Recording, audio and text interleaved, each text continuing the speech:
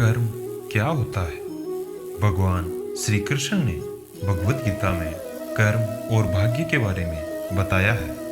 श्री कृष्ण कहते हैं कि हर मनुष्य को अपने कर्मों का फल यही भोगना पड़ता है। जिसके जैसे कर्म होते हैं उसका भाग्य भी उसके कर्मों के अनुसार होता है।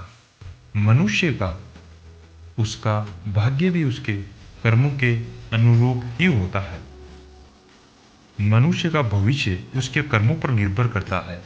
मनुष्य जो भी सुख दुख अपने जीवन में भोगता है वह उसके कर्मों का ही फल होता है। कर्म के बारे में भगवान श्री कृष्ण जी ने गीता में बताया है कि कोई भी मनुष्य किसी भी अवस्था में एक पल के भी कर्म किए बिना नहीं रहता। मतलब यह है कि हर पल मनुष्य कुछ न कुछ कर्म अवश्य करता है। भगवान श्री कृष्ण कहते हैं कि हे अर्जुन, वह सब कुछ जो हम सोचते हैं, बोलते हैं, करते हैं और किसी से करवाते हैं यह कर्म ही है। यानी हमारे द्वारा किया गया प्रत्येक क्रिया हमारा कर्म है। इसलिए मनुष्य को प्रत्येक कार्य को सोच समझ कर करना चाहिए, सोच समझ कर बोलना चाहिए। शरीर और मुख से किया गया कार्य कर्म है। भाग्य क्या है? मित्रों, आज हम एक बहुत ही महत्वपूर्ण विषय के बारे में जानेंगे जो कि आपको हर व्यक्ति से सुनने को मिलता है। भाग्य बहुत लोगों को कहते हुए सुना होगा कि उसका भाग्य अच्छा है, उसका भाग्य अच्छा नहीं है। आखिर भाग्य का निर्माण कैसे होता है? भाग्य के बारे में भगवान श्री कृष्ण ने गीता में बताया है कि भाग्य मनुष्य के कर्मों पर निर्भर करता है।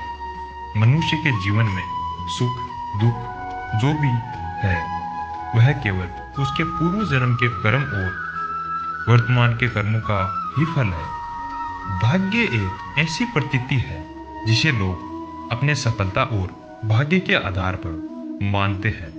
कई लोग मानते हैं कि भाग्य हमारे जीवन को प्रभावित करता है और हमारे जीवन की घटनाएं उसके अनुसार होती है।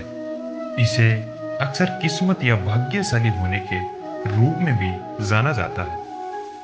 भाग्य के पक्ष में यह माना जाता है कि कुछ घटनाएं हमारे नियंत्रण से बाहर होती है और उनमें से कुछ उपलब्धियां या असफलताएं हमारे कर्मों से अलग होती है। वे यह सोचते हैं कि भाग्य और कर्म दोनों का मिला जुला असर हमारे जीवन को निर्धारित करता है।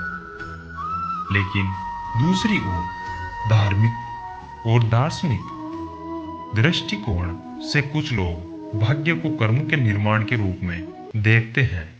वे हमारे कर्मों को ही भाग्य से जोड़ देते हैं। वे मानते हैं कि अच्छे कर्म करने से भाग्य स्वयं सुधर सकता है और इसे अपनी अच्छाई अनुसार या इच्छा अनुसार नियंत्रित किया जा सकता है। भाग्य के विषय में विचार करने वाले लोगों के बीच विभिन्न धारणाएं और यह एक रुचिकर विषय है। इस वीडियो में बस इतना ही। मिलते हैं अगले वीडियो में। ऐसे ही और वीडियोस देखने के लिए हमारे चैनल को सब्सक्राइब करें। धन्यवाद।